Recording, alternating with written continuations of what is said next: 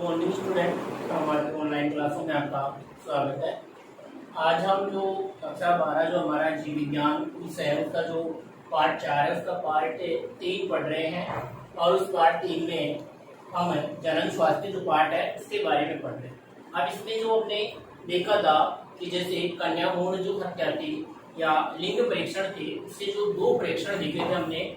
एक जो परीक्षण था हमारा अल्ट्रासोनोग्राफी और एक जो परीक्षण था हमारा वो परीक्षण था एमनियोसेन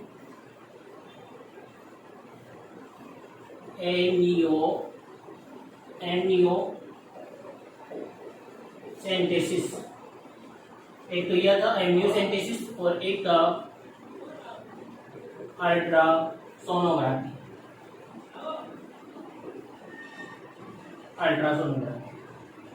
ये दो परीक्षण हैं जिनके द्वारा हम क्या कर सकते हैं, लिंग जांच कर सकते हैं। ये जो परीक्षण हैं वो चलाए गए थे अन्य कारणों से, लेकिन इनका जो आज का समाज है वो इसका दुष्प्रभाव या दुरुपयोग कर रहा है। जैसे एमनियोसेंटेसिस जो है वो उल्ब वेदन जो हमारी झिल्लियां होती है अंदर की, उनसे तरल पदार्थ निकाला जाता है और वो तरल पदार्थ निकाल करके उसके जो गुणसूत्रीय विकार हैं कि होने वाली संतान में गुणसूत्रों में क्या विकार है, उसके गुणसूत्रों की संरचना कैसी है, उसका पता लगाने के लिए और आनुवंशिक बीमारियों को दूर करने के लिए इसका उपयोग जो है वो किया जाता था या इसको काम में लिया जाता था। लेकिन लोग इसका दुष्प्रभाव यानी गुणसूत्रों से ही पता लगा करके कि उसमें एक्स वाई गुणसूत्र है या एक्स एक्स गुणसूत्र है, उससे किसका पता लगाने लग गए, लिंग का पता लगाने लग गए। किसका पता लगाने लग गए, लिंग का पता लगाने लग गए कि होने वाली संतान लड़का होगा या लड़की। इससे पता लगाते हैं। एक ये अल्ट्रासोनोग्राफी है, इसका जो प्रयोग है इसमें पराध्वनि जो तरंगें होती हैं, पराध्वनि तरंगें कौन सी तरह के काम में ली जाती है, अल्ट्रासोनोग्राफी में काम में आती हैं। इसमें कोई भी किरण काम में नहीं आती है, इसका कोई साइड इफेक्ट नहीं है क्योंकि इसमें पराध्वनि तरंगें हैं वो काम में आती हैं। पराध्वनि तरंगें किसे कहते हैं, देखो पराध्वनि तरंगें होती हैं वो होती है 20 किलो हर्ट्ज से अधिक आवृत्ति की ध्वनि तरंगें।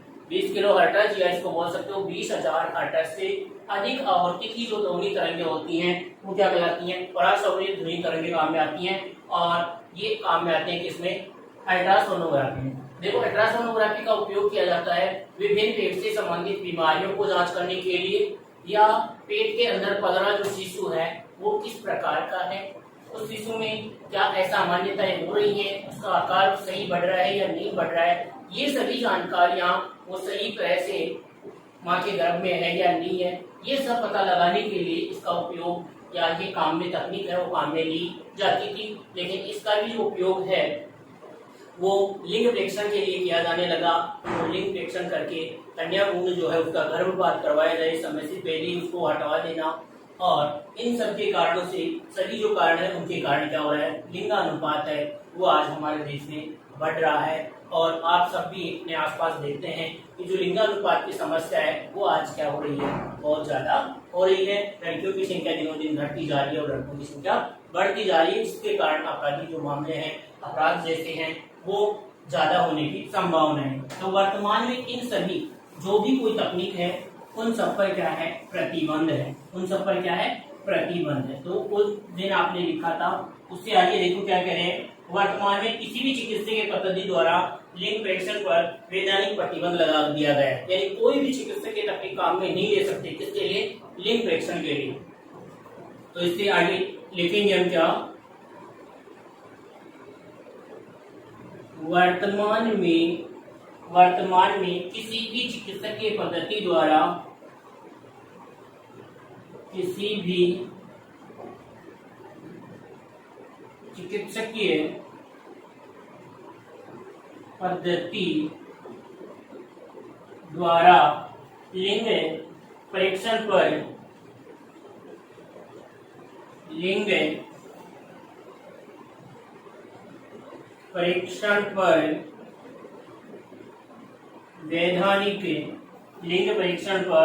वैधानिक प्रतिबंध लगा दिया है। वैधानिक प्रतिबंध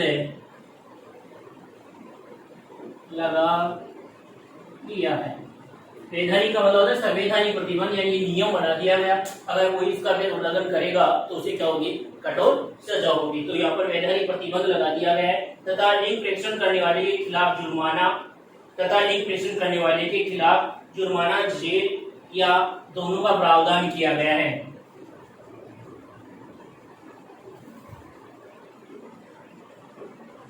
लिंग प्रेक्षण करने वाले के खिलाफ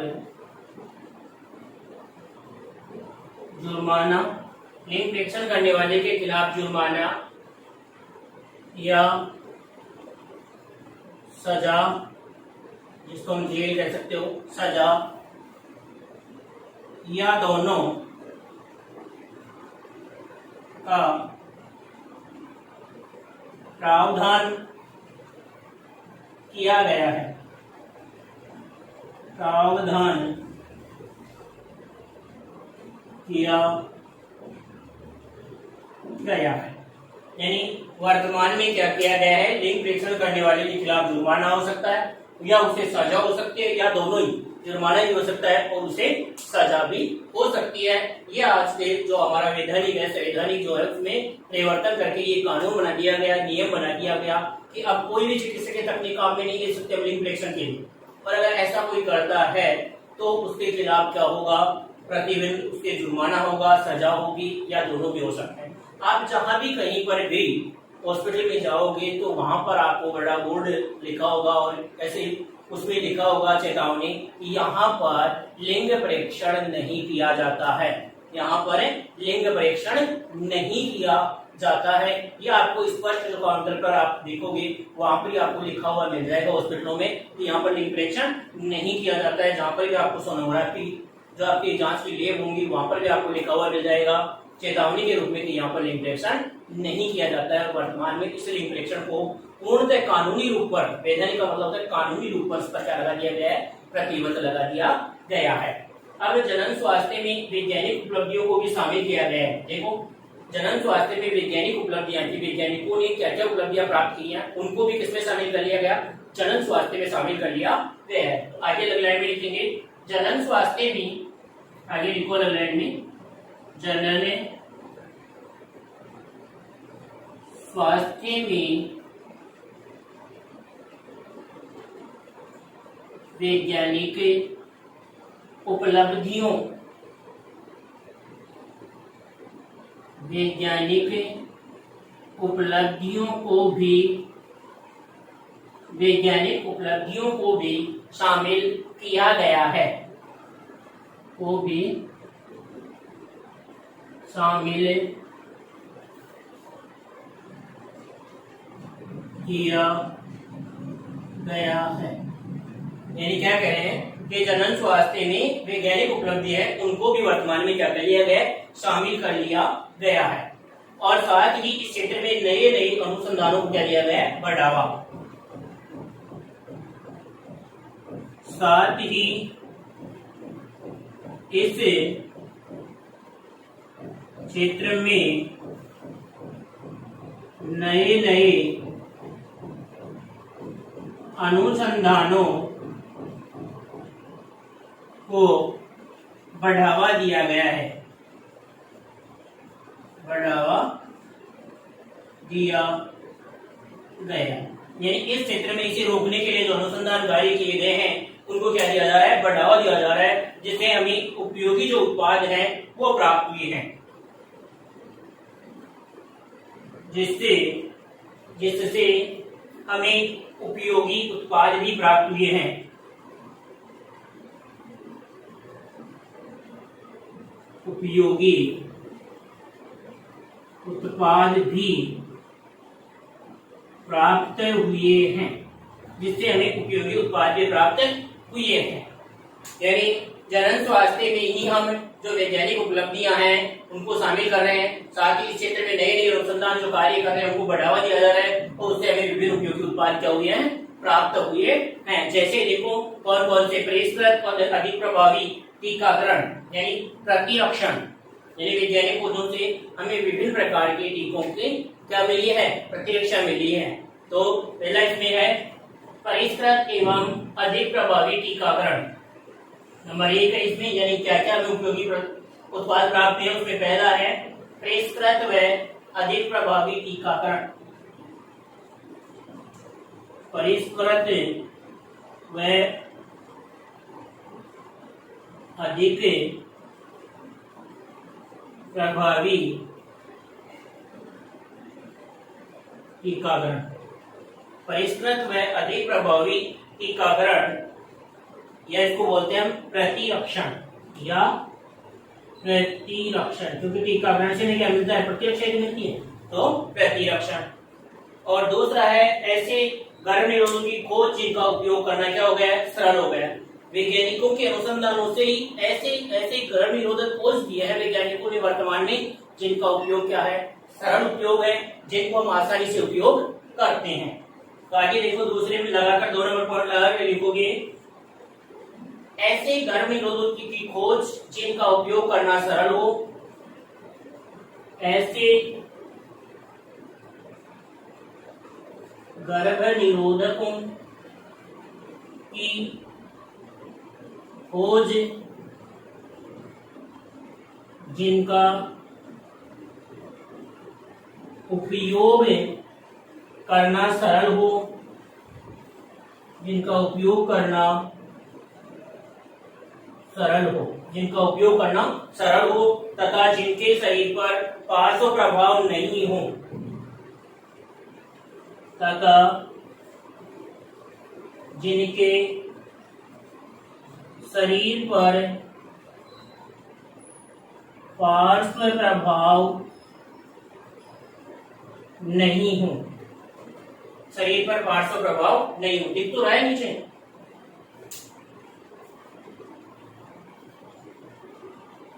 हाँ सही है, दिख रहा है। यानी क्या कह रहे हैं, ऐसे गर्भ निरोधकों की खोज जिनका उपयोग करना सरल हो तथा जिनके शरीर पर क्या नहीं हो, पार्श्व प्रभाव नहीं हो, ऐसे गर्भ निरोधकों की खोज है, वो भी वैज्ञानिक उपलब्धियों में क्या की है, शामिल। देखो क्या कह रहे हैं, ऐसे गर्भ निरोधक जिनका उपयोग करना सरल, यानी उपयोगकर्ता उन्हें आसानी से उपयोग करे, और उपयोगकर्ता की क्या बनी रहे, गोपनीयता बनी रहे। क्या बनी रहे, गोपनीयता बनी रही, किसी को पता नहीं चले कि उपयोगकर्ता किसका उपयोग कर रहा है, जिसके कारण उसे गर्भधारण नहीं हो रहा है। ऐसी सुविधाएं हैं जो किसके कारण हुई, वैज्ञानिकों के कारण। दूसरा मुख्य चीज जो है कि शरीर पर पार्श्व प्रभाव, पार्श्व प्रभाव होते हैं साइड इफेक्ट, यानी जिस चीज का हम उपयोग कर रहे हैं वो हमारे शरीर पर कोई दूसरा दुष्प्रभाव नहीं डाल रही हो, कि हम एक बीमारी की दवा ले रहे हैं, वो बीमारी तो ठीक हो रही है, लेकिन वो हमारे शरीर में दूसरा प्रभाव उत्पन्न कर रही है, उसे बोलते हैं साइड इफेक्ट या पार्श्व प्रभाव कहते हैं। तो यहाँ पर ये करें कि ऐसे गर्भ निरोधकों की खोज जिनका उपयोग करना क्या हो, सरल हो, उपयोगकर्ता उन्हें आसानी से उपयोग कर सके, और जिनका शरीर पर पार्श्व प्रभाव भी नहीं हो। जैसे हमारे केंद्रीय, जैसे उदाहरण दिया है कि हमारा केंद्रीय अनुसंधान संस्थान लखनऊ, केंद्रीय अनुसंधान संस्थान लखनऊ है, उसने एक गर्भ निरोधक गोली है उसका निर्माण किया, उस गोली को नाम दिया क्या, सहेली। क्या नाम दिया, सहेली। पूछा जा सकता है कि केंद्रीय जो हमारा औषध अनुसंधान संस्थान लखनऊ के द्वारा विकसित की गई गर्भ निरोधक गोली है, तो उसका आंसर होगा क्या, सहेली नामक गर्भ निरोधक गोली है। वो भारत में ही उसका निर्माण भारत में ही कर दिखाया, और इसमें क्या होते हैं, स्टेरॉइड हार्मोन नहीं होते हैं, हार्मोन नहीं है, क्योंकि हार्मोनों वाला क्या होता है, दुष्प्रभाव होता है।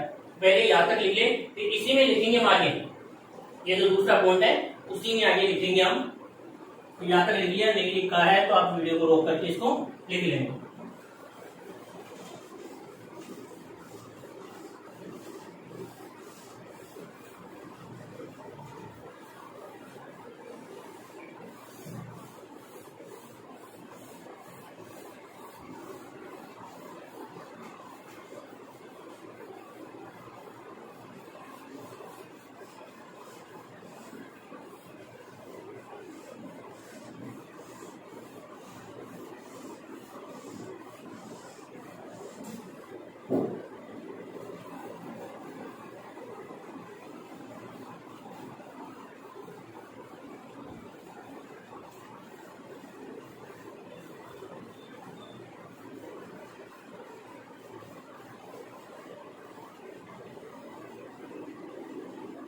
देखो आगे जैसे जैसे लगा कर लिखो, हमारे केंद्रीय औसत अनुसंधान संस्थान लखनऊ के वैज्ञानिकों ने,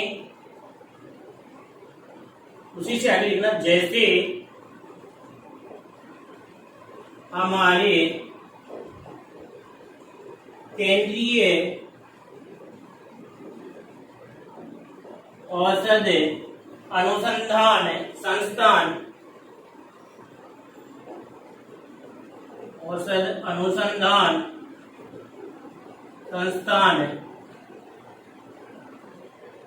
लखनऊ, औसत अनुसंधान संस्थान लखनऊ,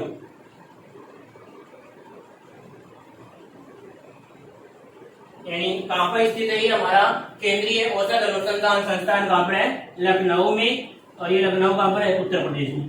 तो लखनऊ के द्वारा या लखनऊ के वैज्ञानिकों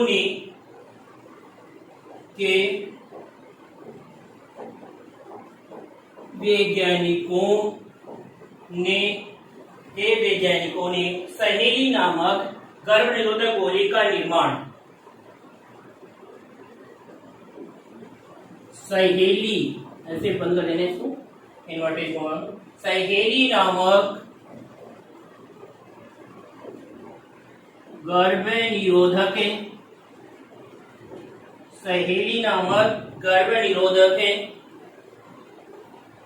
गोली का निर्माण भारत में ही कर दिखाया। गोली का निर्माण भारत में ही कर दिखाया।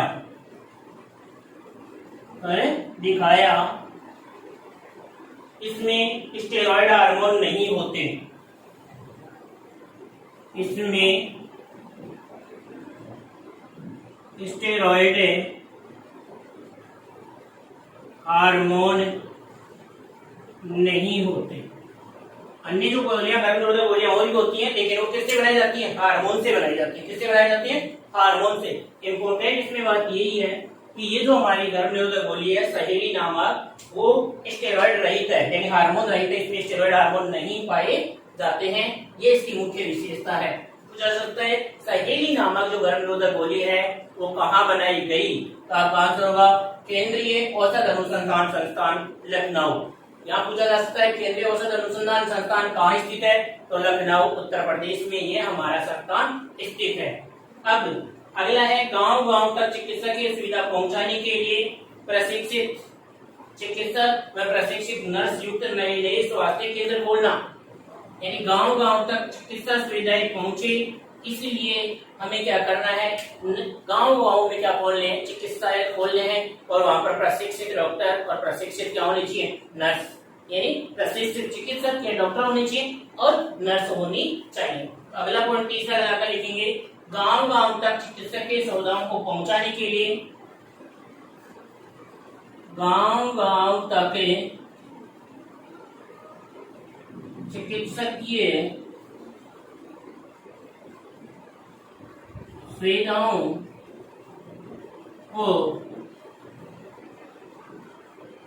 पहुंचाने के लिए क्या कह रहे हैं कि गांव-गांव तक, यानी गांव-गांव तक ये सुविधाएं जो बनी वो गांव-गांव तक पहुंचे। चिकित्सकीय सुविधाओं को पहुंचाने के लिए प्रशिक्षित चिकित्सकों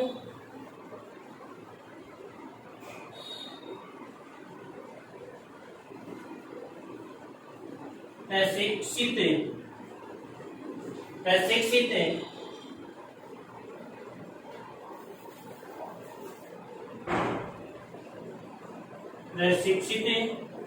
चिकित्सकों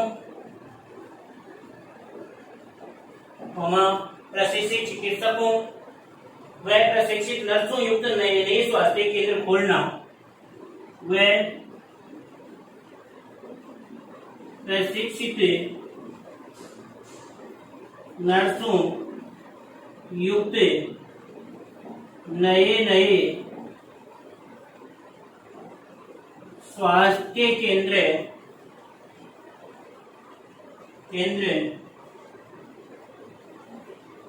खोलना, स्वास्थ्य केंद्र खोलना।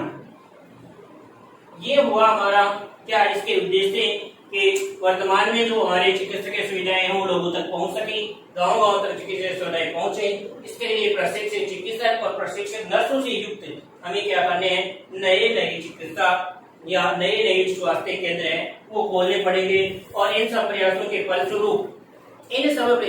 फलस्वरूप क्या हुआ है कि आज हमारा जो देश है उसमें शिशु मृत्यु दर और जो मातृ मृत्यु दर है उसमें क्या लाई गई है, गिरावट लाई गई है। तो आगे लिखेंगे इसमें इन सब प्रयासों का ही फल है कि आज हमारे देश में, इससे नीचे से लिखेंगे, इन सब प्रयासों के फलस्वरूप आज हमारे देश में इन सब प्रयासों के फलस्वरूप आज हमारे देश में शिशु मृत्यु दर बहुत कम हो गई है। शिशु मृत्यु दर आज हमारे देश में शिशु मृत्यु दर बहुत कम हो गई है, बहुत कम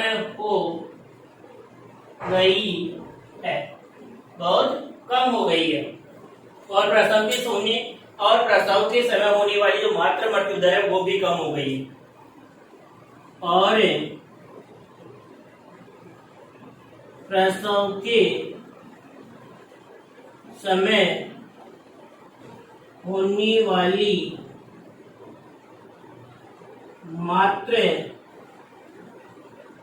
मृत्यु दर भी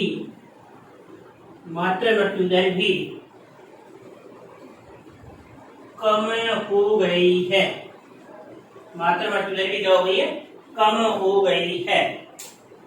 क्यों? क्योंकि बहुत ही आसानी से हमने क्या कर लिया, इसलिए इस कार्यक्रम को अभी और प्रभावी बनाया जा रहा है कि इसके ये हमारे उपाय हुए हैं। तो इस कार्यक्रम को और ज्यादा वर्तमान में क्या किया जा रहा है, आगे से आगे इसको प्रभावी बनाने की कोशिश की जा रही है कि चिकित्सा की सुविधाएं लोगों तक, जनता तक अच्छी से अच्छी पहुंच सके। तो इसलिए हमारी जो सरकार है वो कार्यरत है कि लोगों तक अच्छी चिकित्सा सुविधाएं क्या हो, उपलब्ध हो सके। अब आगे जो हमारा अगला हेडिंग है वो है जनसंख्या विस्फोट और जन्म नियंत्रण। जनसंख्या विस्फोट और जन्म नियंत्रण अगला हेडिंग है हमारा।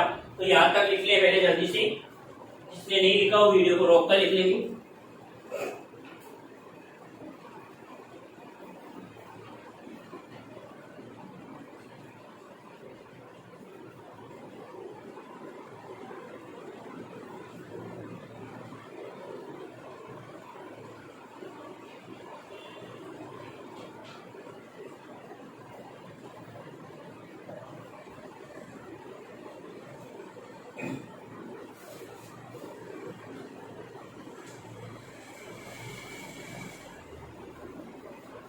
अगला हेडिंग डालो आप, जनसंख्या विस्फोट और जन्म नियंत्रण।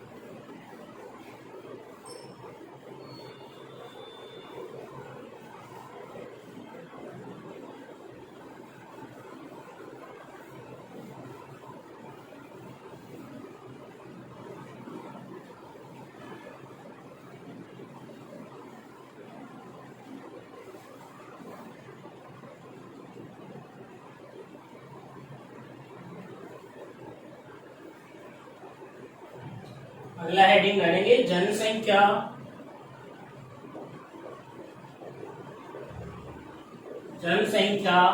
विस्फोट और जन्म नियंत्रण। विस्फोट और जन्म नियंत्रण।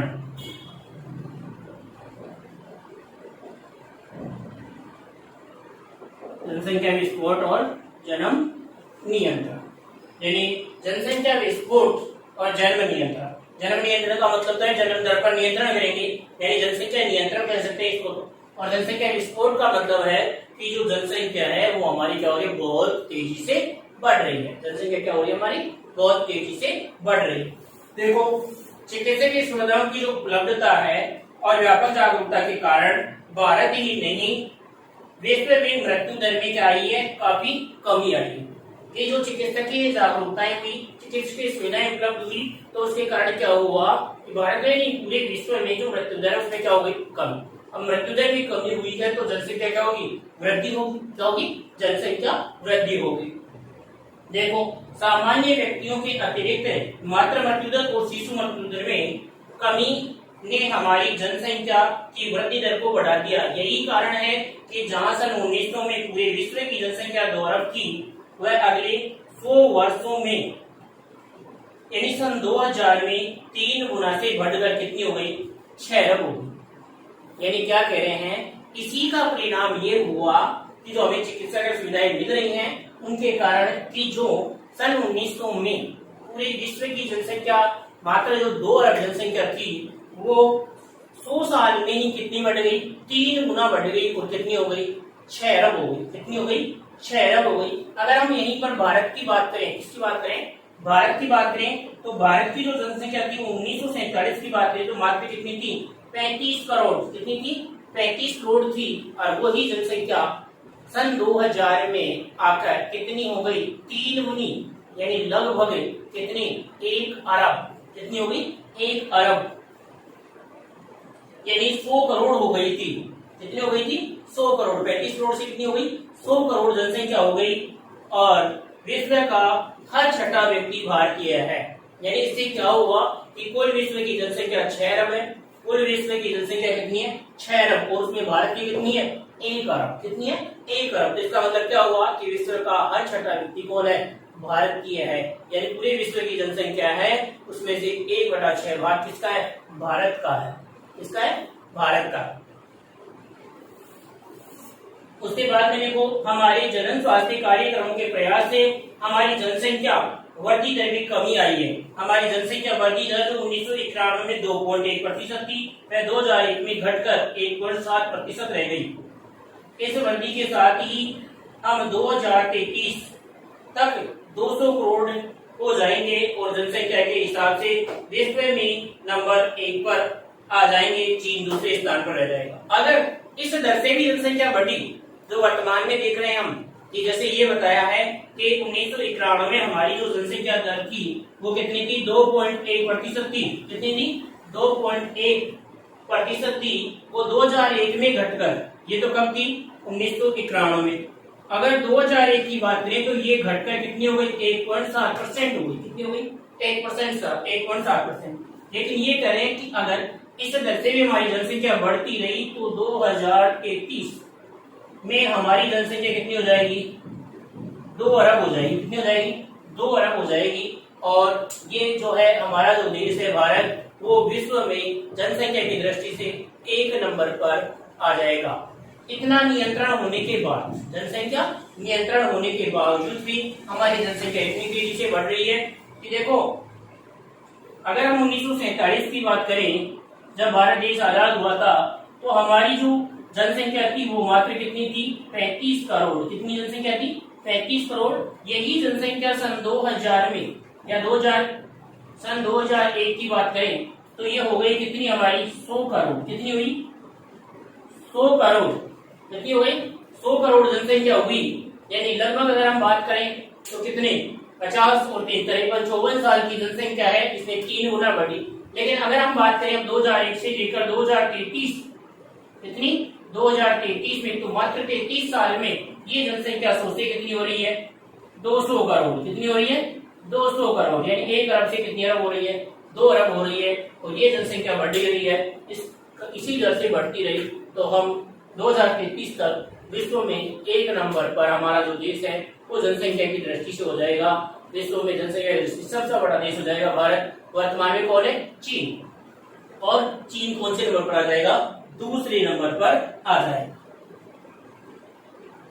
तो इसमें कुछ लिख लें आप, कुछ बातें इसमें लिख लो।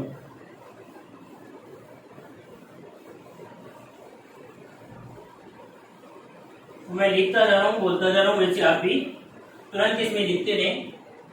देखो, चिकित्सकीय सुविधाओं की उपलब्धता, चिकित्सकीय सुविधाओं की उपलब्धता एवं जागरूकता के कारण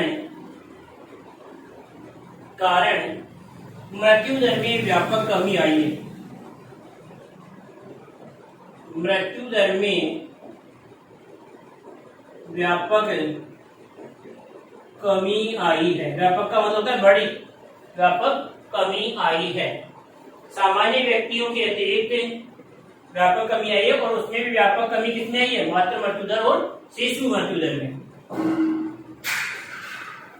मातृ मृत्यु दर व शिशु मृत्यु दर में,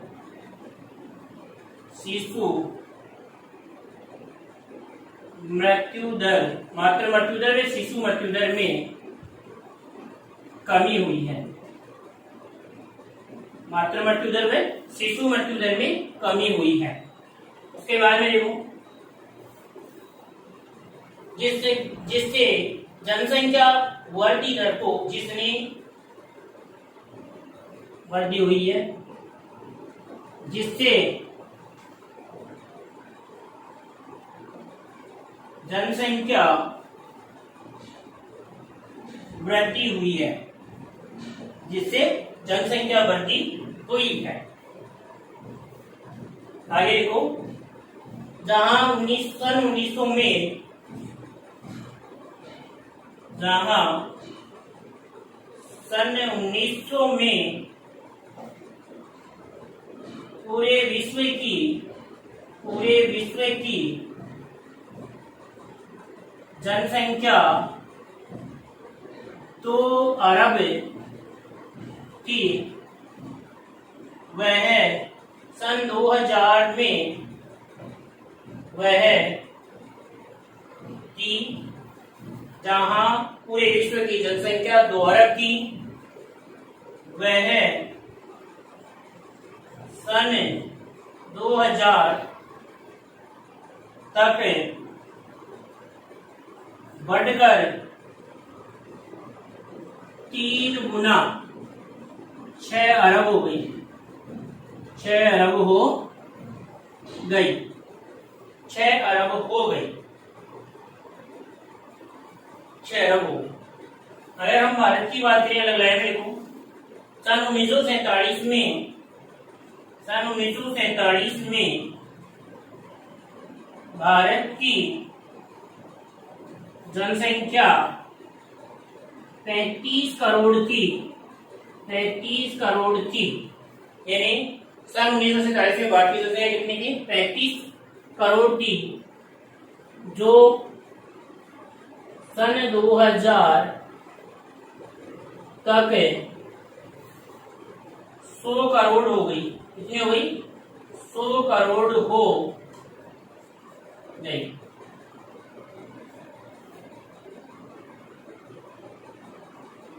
अब यह है जनसंख्या विश्व की कुल जनसंख्या का 1/6 गुना है। 1/6 गुना है। विश्व की कुल जनसंख्या उसका 1/6 गुना है। वो हमारी किसकी? भारत की जनसंख्या है। किसकी है? भारत की जनसंख्या है। लिख लो यहाँ तक।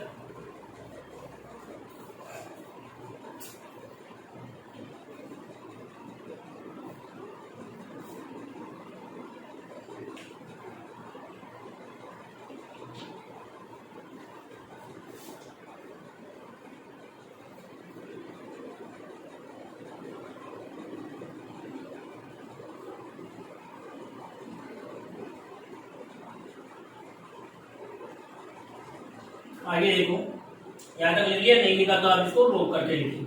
अब क्या करें कि हमारे जो प्रयास थे, जनन स्वास्थ्य ऐसे कार्यक्रम चलाए गए थे, उन कार्यक्रमों का प्रभाव तो पड़ा है कि जैसे सन 1991 में हमारी जो जनसंख्या बढ़ती दर जो 2.1% थी, वो सन 2000 में घटकर कितनी हो गई? कितनी हुई थी? 1.7% हुई थी।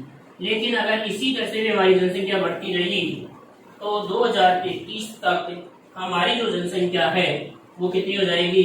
2 अरब हो जाएगी, और हमारा देश है वो विश्व में जनसंख्या की दृष्टि से प्रथम नंबर पर आ जाएगा।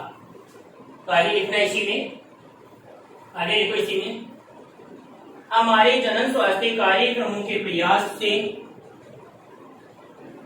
हमारे जनन स्वास्थ्य कार्यक्रमों के प्रयासों से हमारी जनसंख्या बढ़ती दर में हमारी जनसंख्या वृद्धि दर में कमी आई है। जनसंख्या वृद्धि दर में क्या आई है? कमी आई है। देखो, हमारी जनसंख्या वृद्धि दर, हमारी जनसंख्या वृद्धि दर जो 1991 में 2.1% थी, वो सन 2001 में या सन 2000 में, वो सन 2001 में घटकर 1.7% रह गई। 1.7% रह गई। आगे देखो, इस वृद्धि के साथ भी हम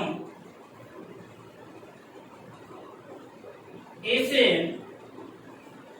वृद्धि दर से भी सन 2033 तक हमारी जनसंख्या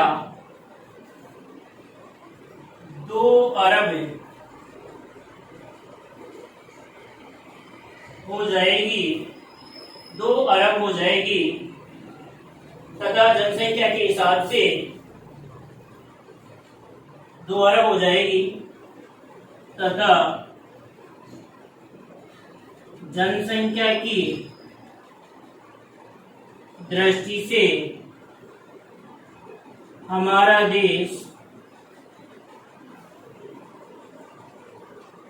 विश्व में प्रथम स्थान पर आ जाएगा, तथा चीन दूसरे स्थान पर है। चीन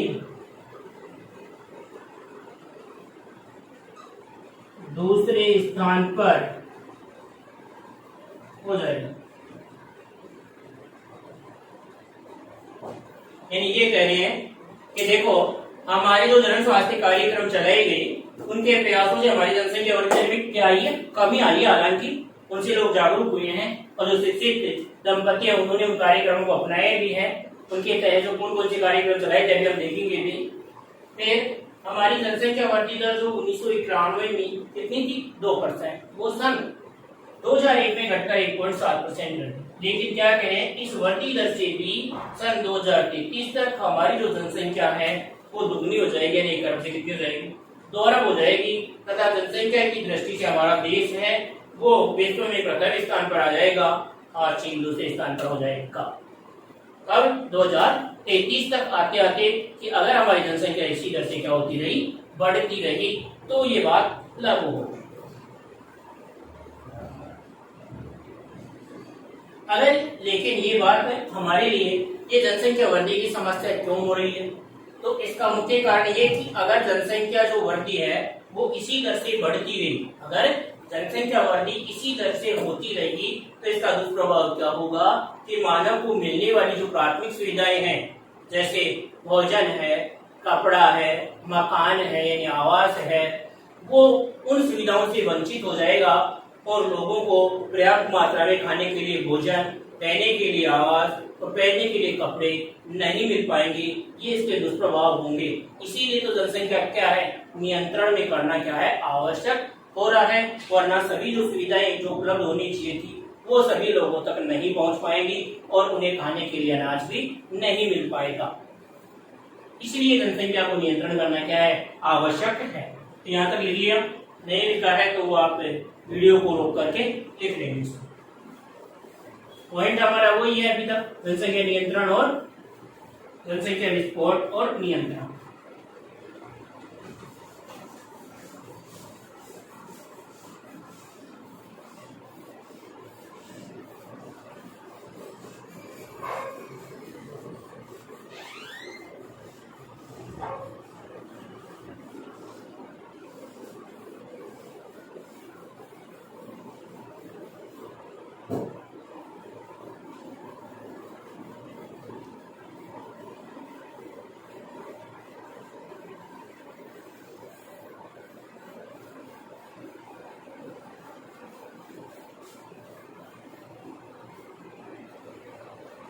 देखो आगे देखो, हम ये देख रहे हैं कि अगर हमारी जनसंख्या वृद्धि है वो इसी दर से बढ़ती रहेगी तो कब तक, 2033 तक जो हमारी जनसंख्या है वो क्या हो जाएगी, दोगुनी हो जाएगी। क्या हो जाएगी, दोगुनी हो जाएगी, 2 अरब जनसंख्या हो जाएगी और जिसके कारण हमारा जो देश है वो क्या हो जाएगा, 1 नंबर पर आ जाएगा।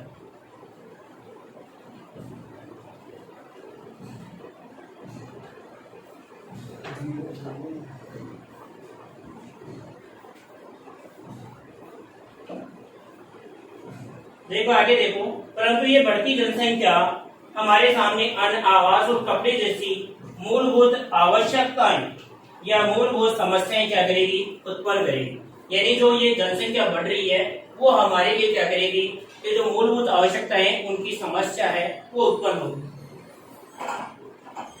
आगे क्या है, परंतु ये बढ़ती जनसंख्या हमारे सामने, परंतु यह बढ़ती जनसंख्या हमारे सामने ये बढ़ती जनसंख्या हमारे सामने अन्न, आवास व कपड़े जैसी अन्य आवास व कपड़े जैसी मूलभूत समस्याएं उत्पन्न कर सकती हैं। मूलभूत समस्याएं उत्पन्न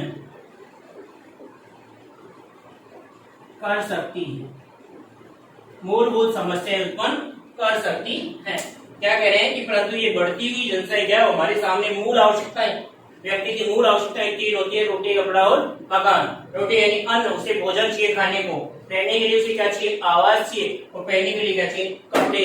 तो ये मूल जो आवश्यकताएं हैं हमारी, इन मूलभूत आवश्यकताओं की भी क्या हो जाएगी, समस्या उत्पन्न हो जाएगी। किसके कारण, बढ़ती हुई जनसंख्या के कारण। इसलिए सरकार पर जन्म दर को कम करने का दबाव बढ़ाया गया है। इसलिए सरकार पर जन्म दर को कम करने का दबाव बढ़ गया है, कम करने का दबाव बढ़ गया है, दबाव बढ़ गया है। भारत सरकार ने जन्म दर को कम करने के लिए निम्नलिखित उपाय किए हैं। अब जन्म दर कम करने के लिए जो हमारी सरकार है उसने कौन कौन से उपाय किए हैं, तो आगे लिखेंगे, भारत सरकार ने जन्म दर को कम करने के लिए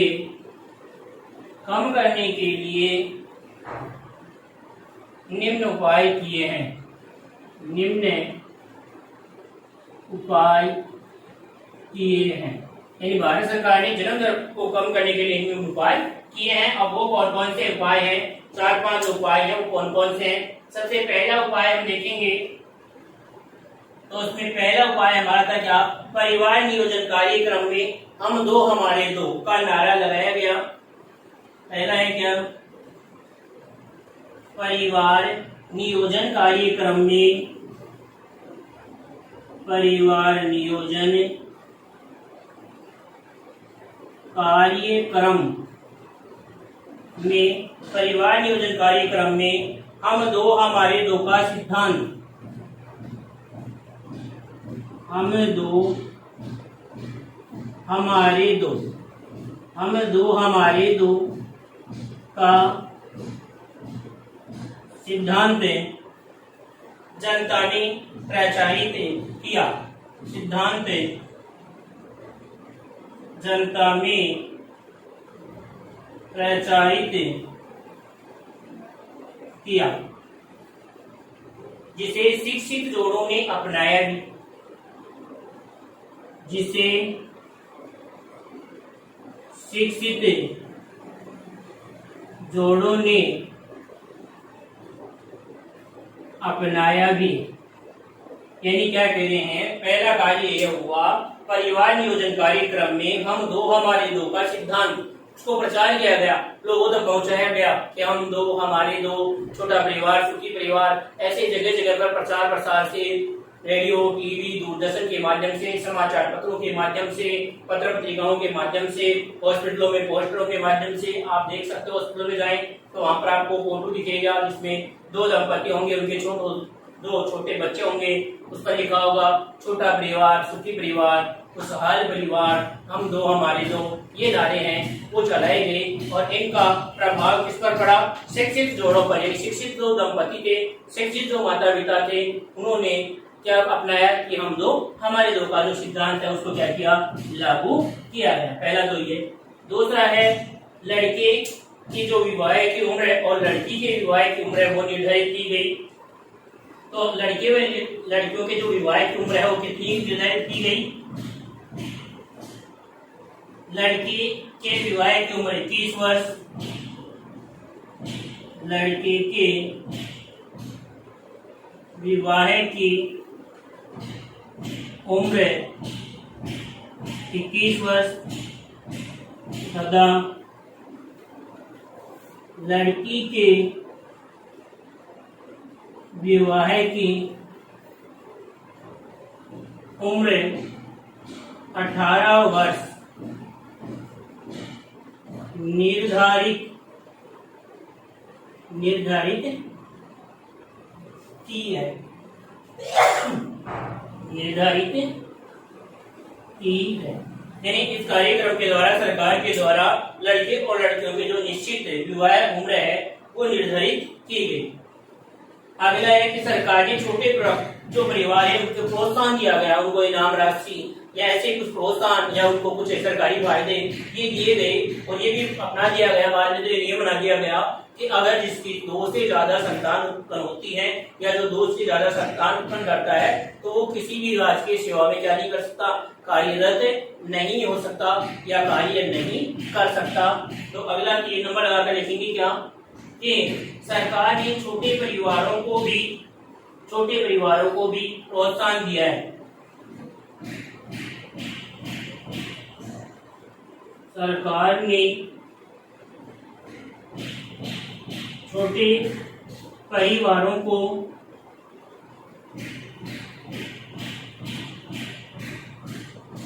छोटे परिवारों को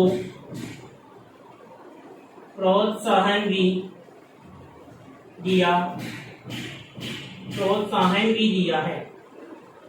यानी छोटे जो परिवार थे उनको लोग सरकार ने क्या दिया, प्रोत्साहन भी दिया है। और लास्ट था वो था गर्भ निरोधकों का उपाय। गर्भ निरोधकों का उपाय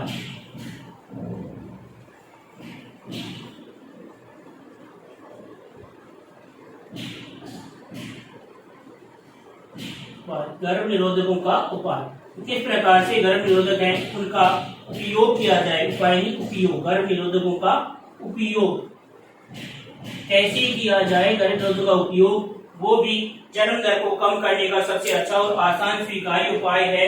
एक आदर्श गर्भ निरोधक है, उसमें क्या क्या गुण होने चाहिए कि गर्भ निरोधक का उपयोग कैसे किया जाए उसके बारे में भी प्रचार प्रसार किया गया। एक आदर्श गर्भ निरोधक कौन सी होती है, उसका उपयोग कैसा, उसमें कौन कौन से गुण होने चाहिए, ये जो हम हैं वो आदर्श गर्भ निरोधक के बारे में जो अध्ययन है वो करेंगे हमारी आज की क्लास, जो अगली क्लास होगी उसमें। आज की जो क्लास थी हमारी उसमें हम यहीं पर क्या करते हैं, उसको विराम देते हैं और उसके बाद में हमारी गर्भ निरोधक जो युक्तियां हैं जिसमें हम प्राकृतिक विधियां और कृत्रिम विधियां, गर्भ निरोधक की विधियां पहले तो पढ़ेंगे हम आदर्श गर्भ निरोधक में कौन कौन से गुण होने चाहिए, फिर हम पढ़ेंगे गर्भ निरोधक की विधियां जिनमें दो प्रकार की विधियां होती हैं, एक प्राकृतिक विधि और एक कृत्रिम विधि। और जो कृत्रिम विधि होती है उसमें भी हम अन्य प्रकार की जो विधियां हैं उनके बारे में हम अध्ययन करेंगे। आज की जो हमारी क्लास है उसको हम यहीं पर क्या करते हैं, समाप्त करते हैं। धन्यवाद।